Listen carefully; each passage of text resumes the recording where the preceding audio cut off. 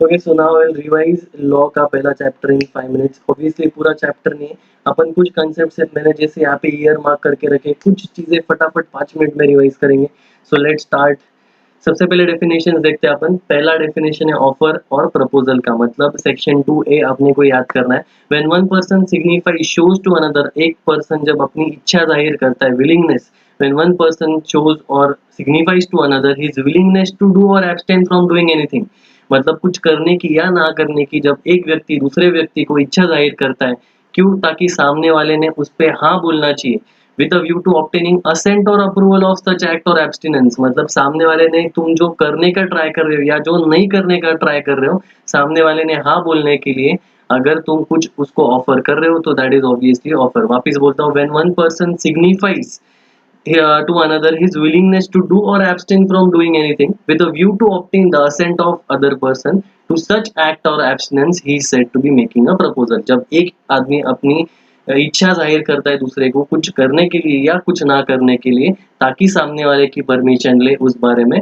तो फिर वो एक्ट को बोला जाता है ऑफर या प्रपोजल। नेक्स्ट देखते हैं प्रॉमिस और acceptance, section 2B। when the person to whom proposal or offer is made signifies his assent, just जिसको तुमने ऑफर किया था उसने हाँ बोल दिया तो वो एक्सेप्टेंस हो गया। an accepted proposal becomes a promise, simple। Next देखते हैं agreement, section 2E। An agreement is an outcome of offer and acceptance. So अपन एक इक्वेशन डाल सकते हैं, agreement is equal to offer plus acceptance। every promise and every set of promises forming consideration for each other is an agreement। every promise and every set of promises, दोनों तरफ से वादे गए, वादा तो निभाना ही पड़ेगा। एक बार अगर तुमने वादा किया, एक बार अगर प्रॉमिस किया, वो एक्सेप्ट कर दिया, तो फिर automatically there is an agreement in existence. और कॉन्ट्रैक्ट होता क्या है? Section 2H, an agreement which is enforceable by law. Enforceable मतलब लॉ उसको कंपलसरी करेगा, बाइंडिंग करेगा, ये ऑप्शनल नहीं है, तुम झटक नहीं सकते बाद में उसको। ठीक है, तो ये चार डेफिनेशंस पढ़े अपन ने। Offer section 2A, promise section 2B, agreement section 2E and contract section 2H। ठीक है, so let's go with the case studies. पहला देखते हैं क्या बोला है यहाँ पे। If Kohli agrees with Dhoni to sell car for 200 lakhs rupees, 200 lakhs, तो कोहली को दो ऑब्लिगेशन, कोहली को ऑब्लिगेशन एक रहेगा कि उसको अपनी गाड़ी देनी पड़ेगी, has an obligation to give the car. Dhoni को ऑब्लिगेशन रहेगा 200 लाख रुपए देने पड़ेंगे, 200 लाख मतलब 2 crore. Dhoni is under an obligation to pay वही 200 lakhs to Kohli, and Kohli has a right to receive 200 lakhs, और कोहली को 200 लाख मिलने का राइट रहेगा।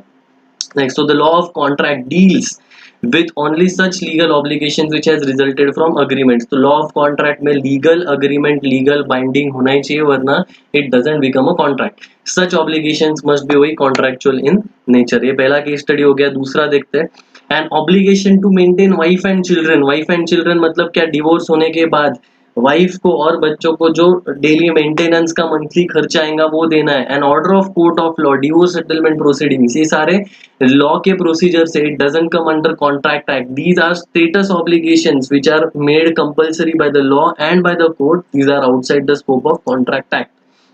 ठीक है, तो मेंटेनेंस ऑफ वाइफ वगैरह दो लीगल, दो अलाउड, बट वो कॉन्ट्रैक्ट नहीं होता।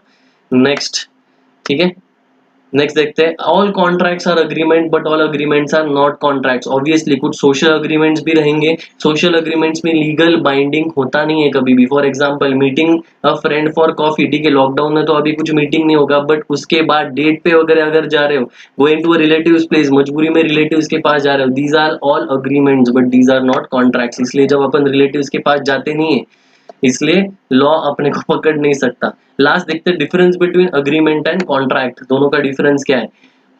ये है अग्रीमेंट और ये contract. Agreement is a wider term including both legal and social agreement. Agreement में दोनों भी चीजें आती है, लीगल भी और सोशल भी, क्योंकि सोशल में लीगल बाइंडिंग होता नहीं है। Contract is used in a narrow sense with a specification, contract is only legally enforceable. याद है कॉन्ट्रैक्ट एक्ट का डेफिनेशन क्या था? सेक्शन 2H में कॉन्ट्रैक्ट एक्ट का ये डेफिनेशन है कि N agreement which is enforceable bye law.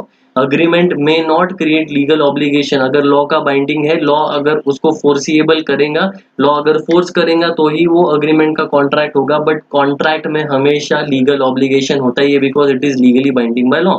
All agreements are not contracts, क्योंकि कुछ सोशल कॉन्ट्रैक्ट्स भी होते हैं, वो कभी भी सॉरी कुछ सोशल अग्रीमेंट्स भी होते हैं, वो कभी भी कॉन्ट्रैक्ट नहीं बनते, बट हर कॉन्ट्रैक्ट अग्रीमेंट थ्रू ही बनता है।